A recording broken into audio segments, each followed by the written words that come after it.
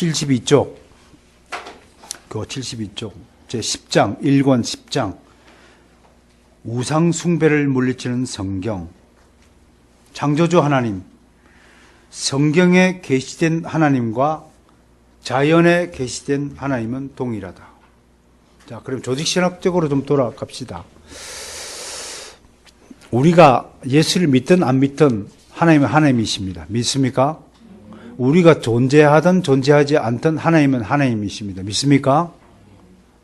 우리가 믿든 안 믿든 성경은 하나님의 말씀입니다. 믿습니까? 우리가 믿을 때만 하나님의 말씀이 된다는 바르트주의를 우리는 거부합니다. 인정하십니까? 왜? 하나님은 그냥 하나님이십니다. 영원 전부터 하나님이었어요. 하나님의 말씀은 그냥 우리가 믿든지 안 믿든지 하나님은 하나님의 말씀입니다.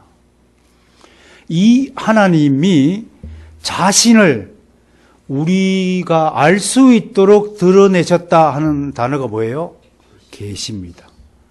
아포칼립토, 베일을 벗다 이런 뜻입니다. 이게 수군을 가렸는데 여러분들이 가린 상태에서 내 얼굴 모르잖아요. 그죠?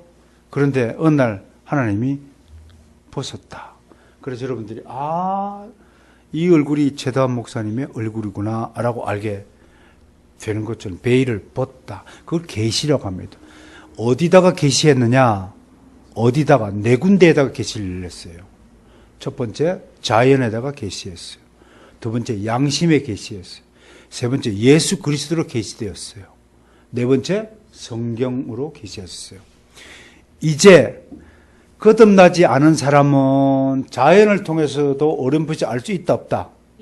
알 수 있음에도 불구하고 정확하게 알 수 없다. 그러면 예수님을 정확하게 알 수 있게 위해서는 어떻게 해야 된다? 거듭나야 한다. 거듭난 사람에게 성경은 예수님을, 하나님을 알 수 있는 중요한 도구가 된다. 여기까지 이해가 되시죠? 네. 그런데 보세요. 자연에 계시된 하나님과 성경에 계시된 하나님은 동일한 하나님이어야죠. 네. 그럼 우상숭배자들, 미신자들이 제일 우리를 괴롭히게 하는 것은 뭡니까? 이게 다르다고 주장하는 거예요. 다르다고요. 성경에 계시된 하나님은 기독교인들만이 믿는 하나님이고 우리가 믿는 자연에 계시던 하나님은 다른 신이 있다라고 이야기하는 것이 바로 미신이라고, 그 얘기를 우리가 오늘 얘기하는 것입니다. 이해가 되십니까? 네. 미신이 뭐냐 그럽니다. 자, 그러면서도 하나님의 속성들에 대해서 쭉 설명을 합니다. 하나님의 속성들. 여러분들 하나님의 속성들 그러면 하나님이 고유하게 가지고 있는 속성을 무슨 속성이라고 하냐면 비공유적 속성. 그건 하나님만이 가지고 있는 속성. 하나님만이 가지고 있는 속성들 중에서 우리 인생들과 함께 공유하는 속성을 공유적 속성, 함께 나눌 수 있는 속성. 자, 하나님의 비공유적 속성, 하나님만의 고유한 속성 중에 예를 한번 들어볼까요? 전지전능.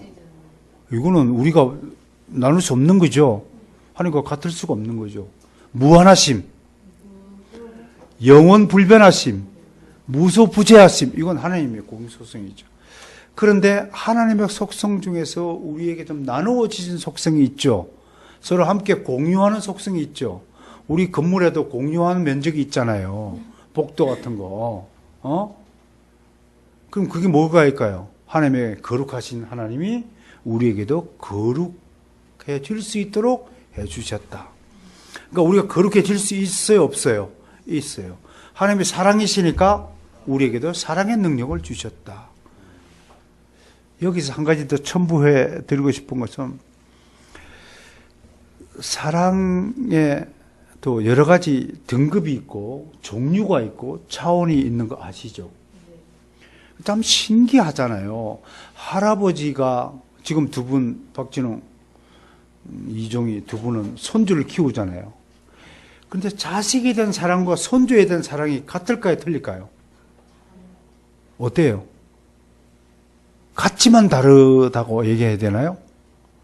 자식에 대한 사랑은 사랑인데 뭔가 좀 손주에 대한 사랑은 달라요. 또 손주에게 대한 사랑과 손녀 딸에게 대하는 사랑이 또 달라요. 사랑은 사랑인데요. 정말 이게 특이한 거예요. 아내를 사랑하는 거하고 어머니를 사랑하는 것이 달라요. 같은 사랑인데도 다른 거예요. 여러 사랑이 있는데 이게 도대체 무슨 능력일까 생각해 보면 하나님의 만인에 대한 사랑이 이렇게 우리에게 적용돼서 나타나기 때문에 그런 거예요. 친구에 대한 사랑이 틀린 거예요. 남자 동창에게 대한 사랑과 여자 동창에 대한 사랑이 다른 거예요. 굳이 사랑이라고 말하자면. 근데 유교주의는 이걸 몽땅 웅텅그렸고 무슨 사랑? 이상야릇한 사랑으로 보는 거예요. 그래서 유교주의는 어릴 때부터 이 사랑을 육체적인 사랑으로만 한정시켜서 그래서 남녀 간의 사랑을 성적인 사랑으로 매도한 것이 유교적 사랑입니다. 그래서 남녀 7세? 같이 앉으면 안 돼. 남자의 자리와 여자의 자리가 따로 있어야 돼. 집을 지으면 남편은 어디서 자야 되고 사랑채에 자야 되고 부인은 안방에 자야 되고 좀 다른 거예요. 구분이. 이걸 거룩이라고 생각했어요. 심지어 부부가 어떻게 해야 된다고? 성경은 부부는 한 몸인데 유교는 부부가 유별하다 가르쳐요. 심지어 어른과 젊은이들 사이에도 장유, 유서, 질서가 있다고 그랬어요. 물론 질서, 어른을 존중하는 건 좋죠. 이렇게 구획을 나누고 분열을 시키고 자꾸 구분시키는 것이라면 기독교는요, 주 안에서 하나된 사랑을 강조하는 것이 다른 거예요. 이게 가치관이 다른 겁니다. 그래서 어쨌든 간에 주 안에서 여러분 하나가 되기를 소망합니다. 그러면서도 이 안에서도요, 여러 사랑이 동일하게 공존할 수 있어야 됩니다. 목사와 여러분들 간의 사랑과 여러분과 여러분의 사랑, 목사와 집사의 사랑, 남자 성도에 관한 사랑, 여자 성도에 관한 사랑이 다 다양하게 공존되어지고 존중되어지고 어우러져야 되는 것입니다. 그러니까 여기서요, 유교적 사랑에 딱 있으면 전부 다 무슨 사랑?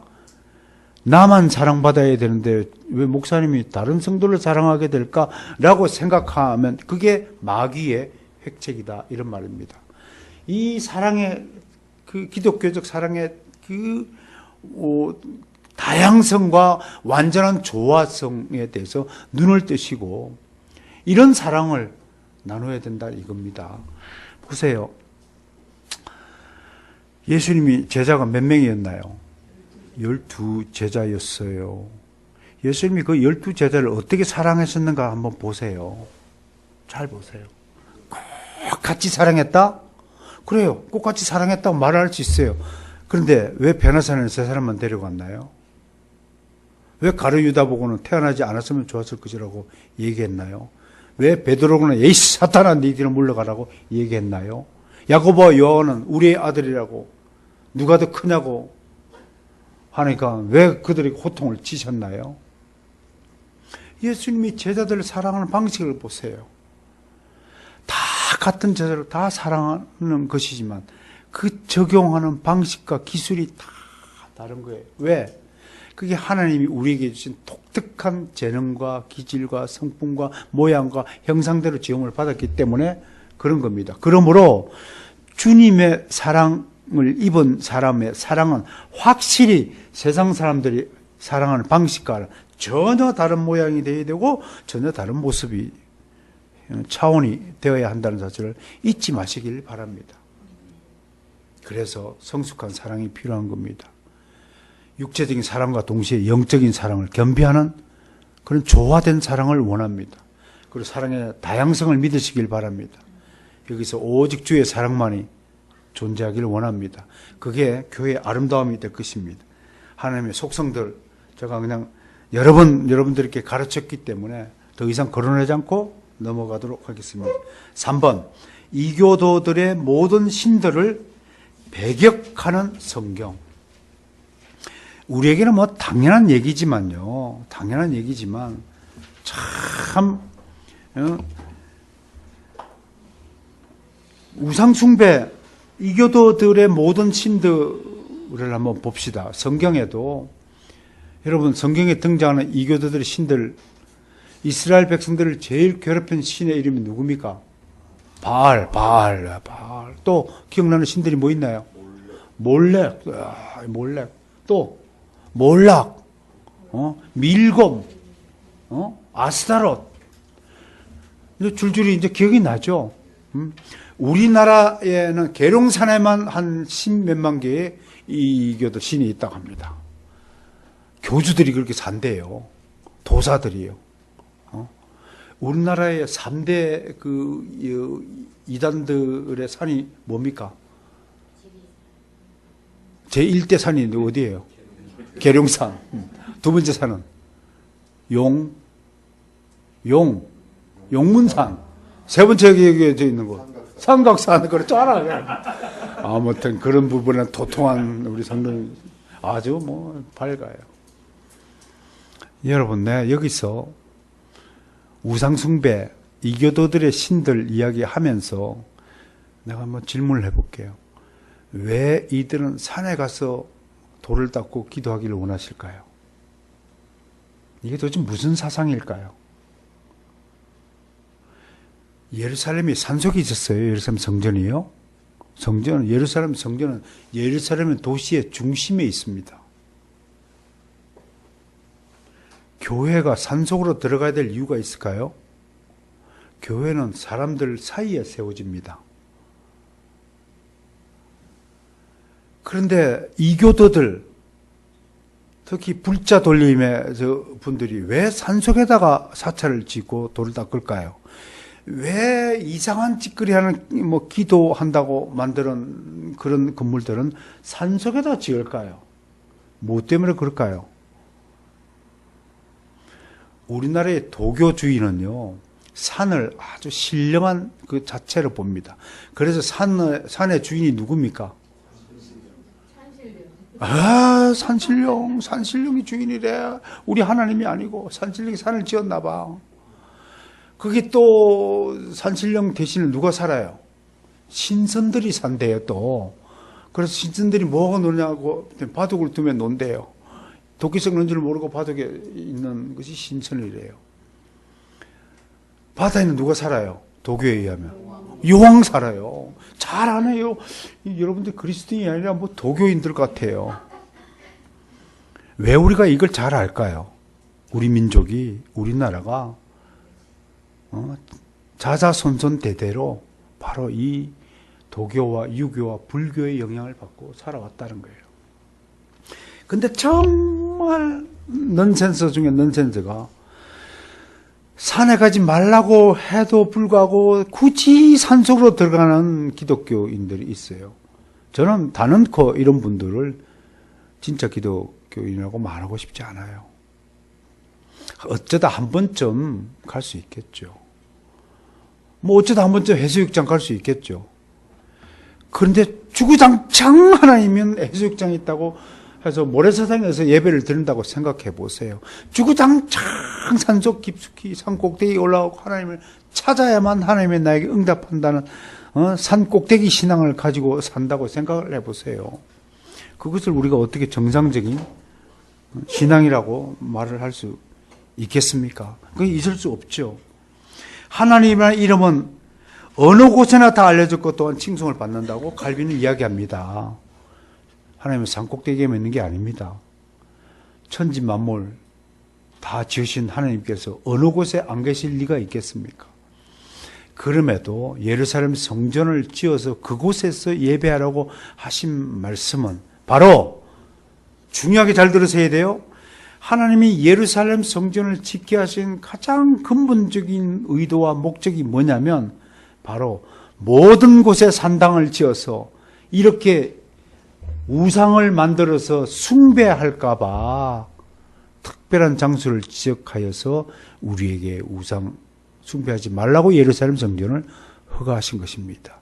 동일하게 오늘날 우리 바르선 교회 성도들을 위해서 이 작은 예배당을 우리에게 선물해 주신 은혜에 감사드려야 됩니다.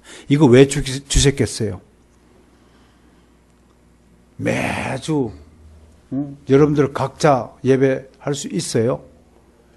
없잖아요. 떠돌아다니고 이 추운 날 옥상 가서 어떤 사람은 드리고 어떤 사람은 화장실에 가 드리고 어떤 사람은 자기 집에 앉아서 드리도록 하시는 그런 하나님이라면 그 무질서한 하나님이 되시겠죠. 그런 차원에서요. 하나님은 어디에서 계시지만 우리의 예배를 위해서 우리를 위하여 성전을 지어주셨다는 것을 아셔야 합니다. 이것과 저것의 차이가 분명히 드러나고 있다고 할 것입니다. 무수한 신들을 숭배하는 자들도 순전히 본연의 느낌으로 말할 때 하나님 이름을 사용한다. 자기가 만드는 우상을 자기 하나님으로 부른다고 하는 것입니다. 여러분, 여기서 분명하게 우리가 차이를 인식해야 될 것이 있습니다. 우리가 우상 숭배를 얘기할 때 우리는 성경에 계시된 하나님을 말하고 저들은 자기가 만든 하나님을 말하는 것입니다. 이것의 차이가 얼마나 중요하고 큰 것인가를 명심해야 할 것입니다. 우리는 오직 성경에 계시된 하나님만을 믿습니다. 그분만이 진짜 하나님이요 참 신이라는 사실을 다시 한번 고백하는 것입니다.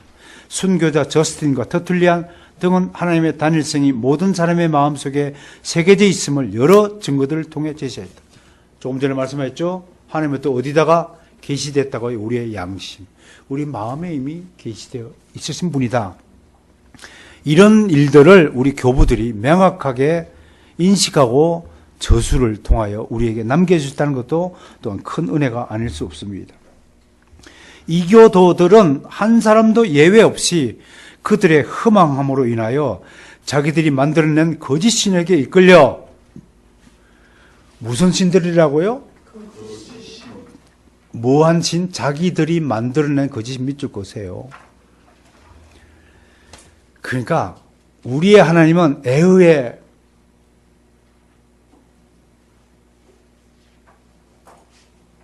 갑자기 기억이 안 나죠. 아세르 에흐의 출애굽 3장에서 당신을 누구라고 소개하니까 나는 스스로 있는 자이다. 그렇게 대답했는데 그 번역은 좀 잘못된 번역이다 그랬어요. 에흐의 아세르 에스에는 나는 그냥 비잉이다. 나는 있다. 있음, 존재다. 이런 뜻이에요. 하나님이 자기 이름을 써져 있는 자 이렇게 아니라 나는 존재다. 그럴 때 만들어냈죠. 하나님은 그냥 에흐의 아세르 에흐의 하신 분이에요. 그걸 히브리어로 바꿔가지고 뭐 자음을 만들고 모음을 붙이다 보니까 오늘 야훼 혹은 여호와라는 이름이 만들어질 뿐이지 하나님이 여호와라고 자기 이름을 가르쳐 준 적이 없어요. 하나님 이름이 계신 분이 아니에요. 그냥 계신 분이에요. 그냥 계신 분이니까 영원전에 누구가 만들어서 생긴 분이 아니에요. 그러니까 우리가 믿는 하나님은 영원부터 영원까지 스스로 계시는 존재 그 자체라는 거예요. 그럼 하나님 위에 모든 존재는 존재가 아니라 존재물이어야 한다라고 말했어요. 이런 사상을 먼저 깨우친 사람이 파르메니데스라는 철학자라고 이번 여름 수련회 때 작년 여름 수련회 때 제가 소개한 바가 있죠. 다른 사람들은 세상의 기온이 뭐냐 하다 물이니 공기니 뭐 불이니 얼음이니 막 할 때 이분은요 물질에서 기온을 찾지 않고 하나님은 존재다. 영원 전부터 계시고 영원까지 계시는 분이 무슨 피조된 물질이 될 수 있느냐. 그냥 존재 그 자체다. 그러니까 모든 피조물은 이 영원한 존재로부터 만들어진 존재물에 불과하다라고 한 것은 철학사에서 엄청난 획기적인 반전을, 전환점을 이룬 분으로 우리 기억하는 겁니다. 거기서부터 소크라테스, 플라톤의 이데아론 등이 막 이제 발출되고 만들어지고 확 급상승하게 된 거란 말이에요. 그런 철학적인 논의로부터 삼일째 하나님의 논의가 시작이 되고 이렇게 해서 신학적 체계가 이루어지고 한단 말이에요. 어떻든 간에요. 하나님은 누구에 의해서 만들어진 존재의 물이 아니라는 것. 어쨌든 하나님은 그냥 영원전부터 계시는 존재라는 것. 그러나 이교들이 만드는 것은 자기들이 만들어낸 거짓 신이라는 거 명백히 하는 겁니다. 이 거짓 신에 이끌려 하나님을 깨닫는 참된 지각들이 완전히 사라져 버렸다. 북한산에서 등산로를 까치골로 올라가는 길과 청수골로 올라가는 길이, 발레골로 올라가는 길, 곳곳마다 뭐가 있냐면 암자나 사찰이 있어요. 그래서 한 번은 창문을 통해 이렇게 안을 들여다봤어요. 궁금하잖아요. 또 뭘 놓고 섬기는가. 그렇더니요, 난 금색 부처만 있는 줄 알았더니 은색 부처도 있었다. 여기 그건 돈이 없어서 싼 걸 샀는가 싶기도 하고. 아무튼 각가지 무슨 부처 여러 가지 종류죠. 뭐 이것도 있고 뭐 이것도 있고 뭐 한쪽 다리를 꼬고 있는 것도 있고 별 모습을 다한 조각들이 많아요. 근데 생각해 봅시다. 그냥 조각은 조각이죠. 그냥 금 도금한 조각품에 불과하잖아요. 그이가 뭐 대화가 됩니까? 한번 웃어보세요. 그 웃었디까? 아무것도 못하는 존재야.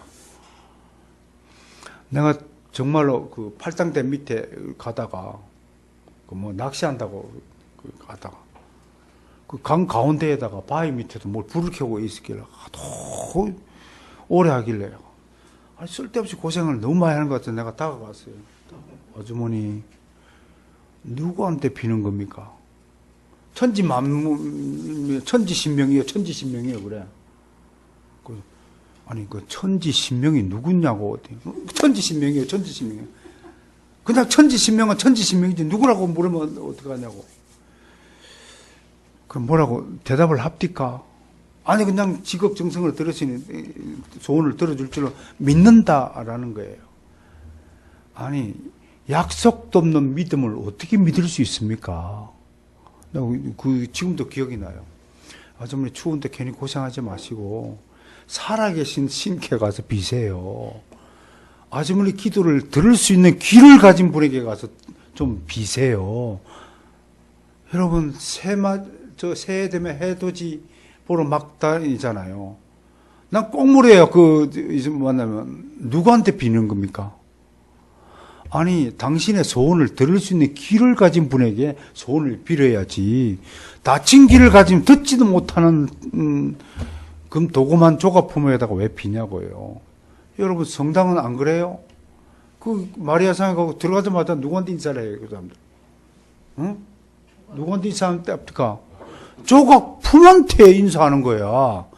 여러분 예배는 누구한테 하는 겁니까? 살아계신 하나님 우리 아버지께 하는 겁니다. 우리 아버지는 지금도 살아서 여러분 쳐다보고 계세요. 안 보여요? 그러면 동태눈을 다 수술해요. 하나님이 지금 쳐다보고 계신다니까요. 그 하나님을 바라보고 계세요.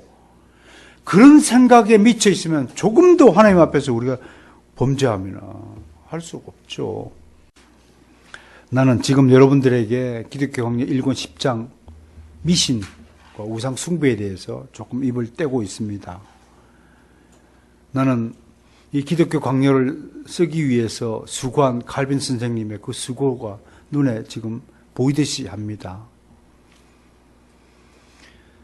1559년 이 마지막 작품을 우리에게 선물하기 위해서 무려 23년 동안 그는 기독교 강요의 집필을 멈추지 않고 우리에게 행했습니다. 그가 가장 미워하고 저주했던 대상이 누구냐면 바로 우상숭배자들입니다. 이교도들입니다. 그런데 그들은 자신의 허망한 일에 목숨을 거는 사람들이다라고 이야기합니다. 우리 주변에도 예수 안 믿고 자기 철학을 가지고 자기 인생을 살아가는 정말 허망함에 빠진 숱한 사람들이 많습니다. 어제도 밥을 먹다가 친척 한 분, 우리 집사람에게는 뭐 동생, 집사람하고 우리 김영환 권사님 어릴 때 어버 키운 동생이라 합니다. 근데 이제 술은 끊었디야. 왜 끊었냐고 했더니 나는 뭐 크게 회심해서 끊은 줄 알았더니 간이 아파서. 간이 아파서 끊은 거야.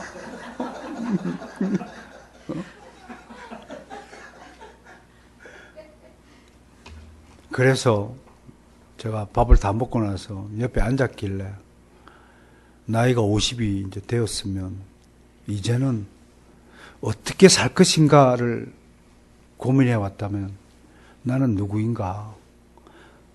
앞에 질문을 방법론적 질문이라고요. 뒤에 질문을 존재론적 질문이라고 합니다. 나는 어디로부터 왔으며 어디로 갈 것인가를 생각해 보시죠. 그리고 당신이 생각하고 말하는 것이 옳다는 근거를 어디서 찾습니까? 내 마음에서 찾는다 이거야. 당신 마음이 언제나 요동치고 똥간에 갈 때하고 나올 때하고 마음이 틀려지는 그런 마음을 어떻게 기준점을 삼습니까? 흔들리는 곳 위에 어떻게 똑바로 설 수 있습니까? 절대 불변의 기준을 가지고 앉는 인생이라면 그것이 어떻게 온전한 인생이 될 수 있겠습니까? 흔들릴 수밖에 없지 않습니까? 그러니까 이제는 늦기 전에 이제 50년 동안 술 먹고 세속주의를 살아왔다면 그곳에서 간이 아프다면 정말 이제 간이 안 아픈 평화로운 마음을 가질 수 있는 세계로 오십시오. 조금 징후가 보여서 집사람에게 저 양반은 좀 가능성이 있어 보인다라고 내가 진단을 했습니다. 입으로는 겁을 한대요. 속으로는 눈빛이요. 흔들그립디다. 가만히 있어봐. 이게 뭔가 있는 것 같은데? 입으로는 겁하고, 제 마음에 편할 대로 살아야죠. 어쩌고 그러지만. 정말 듣고 보면요. 좀 유치찬란한 논리죠. 정말 깨닫지 못하는 것은 멸망하는 짐승것 같다고. 완전히 그 생각하는 수준이요. 이성적 수준이 아니라 정말 몰 이성적인 수준에 머물러 있단 말입니다. 이런 분들이 주변에 너무 많잖아요. 그런 게 허망한 사람들이 자기들이 만드는 거짓신에게 이끌려 하나님을 깨닫는 참된 지각들이 완전히 사라져버린 거예요. 그들 중 지혜에 있다는 사람들마저도 이런저런 신들이 자기들에게 임하기를 원하여 잘 알지도 못하는 희미한 신들에게 기도하며 축복을 구함으로써 우리 주변에 많죠, 그죠? 제가 좀 더 얘기를 그 마음이 이리저리 방황하고 있음을 여실히 드러내고 있는 것이다. 어제 이 대화 속에서 그분이요, 자기 논리가 없어요. 그러니까 뭔가요? 이럴 때는 이렇게 말하고 저럴 때는 저렇게 말하는 거예요.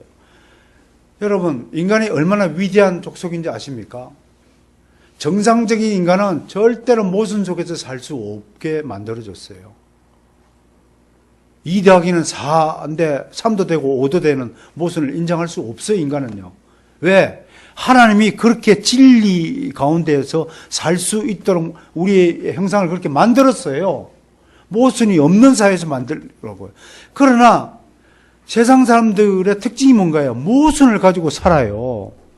자기는 자식 보고 효도하라 그러면서 자기는 자기를 낳아준 태초의 부모님, 우리 하나님 아버지께 하나님 아버지가 없다고 인정하지 않고 효도를 하지 않아요. 자기는 불효지짓을 하면서 자기는 자식 보고 들어 나에게 효도하라고 강요하는 모순을 갖고 있어요. 자기가 어디로부터 나온지도 모르면서 나는 어디로 간다라고 얘기하고 있어요. 자기가 누구인지도 몰라요. 자기가 마귀의 자녀인지 하나님의 자녀인지도 모르고. 여러분, 이런 방황하는 사람들이 우리 주변에 지천에 널려 있습니다. 그런데 왜 그들에게, 마지막으로 오늘 꼭 다뤄야 될 것이, 왜 그들에게 내가 복음의 능력을 전하지 못할까요? 뭐 때문에 그럴까요? 기독교 강요 1권 1장에서 무엇을 얘기합니까? 참된 지식은 2가지 요소로 구성이 된다. 하나님에 대한 지식과 인간에 대한 지식 2가지 요소로 구성된다. 여러분, 복음의 능력은 이 2가지 지식을 갖출 때 생기는 것이다 라는 답변을 여러분에게 드리기 위함입니다. 하나님이라는 지식에 풍성하시기를 주 여러분 축원합니다. 그리고 오늘 오전 반 교리 시간에 인간론 배우면서 인간은 어떤 존재인가 4가지 상황을 설명했어요. 하나님께 지으심을 받은 상태, 즉 범죄하기 이전 상태, 범죄한 이후 상태, 그 다음에 거듭난 이후 상태, 그 다음에 영원한 상태. 인간에게 4가지 상태가 있습니다. 여러분은 지금 현재 어떤 상태에 있나요? 비록 원죄 가운데 범죄한 이유 전적으로 타락한 가운데 태어났지만 하나님의 은혜로 구원의 복음을 들어 믿고 구주 예수 그리스도를 영접함으로써 구원받은 백성이 됐고 중생하여서 이제는 여러분들이 거듭난 삶을 살고 있는 인간의 상태가 되었다. 그럼에도 항상 거듭났음에도 불구하고 여전히 우리는 죄 가운데 있다는 사실을 늘 경계하면서 살아야 하며, 한편으로는 구원을 받은 것에 감사하고 한편으로는 구원을 잃어버릴 것에 대한 경계함을 놓치지 말며 늘 근신하고 깨어 기도해야 한다. 마치 교도소 담장 위를 걷는 것처럼 조심하며 살아야 하는 것이 경건의 요체다라고 우리에게 기독교 강령을 가르쳐주고 있는 것입니다. 자, 오늘 우리는 다시 한번 명확해졌습니다. 우리가 누구인지를 알게 되었습니다. 원죄 가운데 태어난 더러운 죄인임에도 불구하고 우리 하나님의 은혜로 구원을 받은 백성이 되었습니다.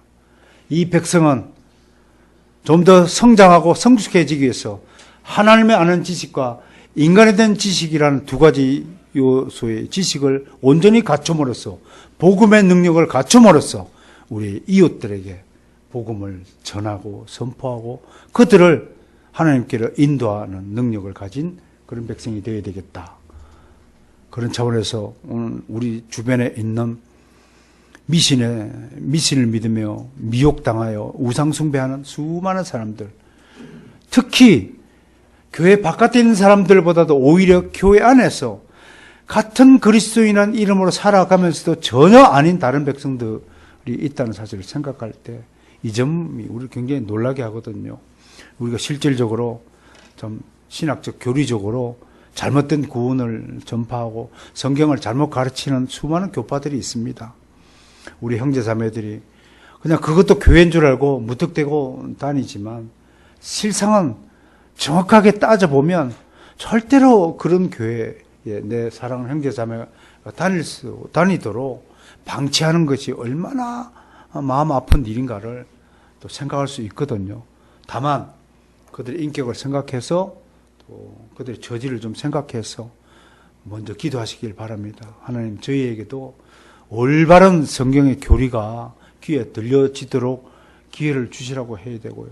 또 저에게도 복음의 능력과 지혜를 주셔서 복음을 잘 설명하고 잘 설득하고 잘 참아낼 수 있게 해달라고. 어떤 사람은 막 설명하다가 내 말 안 듣는 게 성질이 부럭부럭 나가지고 왜 내 말을 안 믿어! 막 이래가지고 싸움을 하는데 그런 것은 아주 지혜롭지 못한 방식입니다. 잘 참아 견뎌야 됩니다. 그래서 이곳부터 우리가 만당이 되는 축복을 누리시기를 주의 이름으로 소망합니다.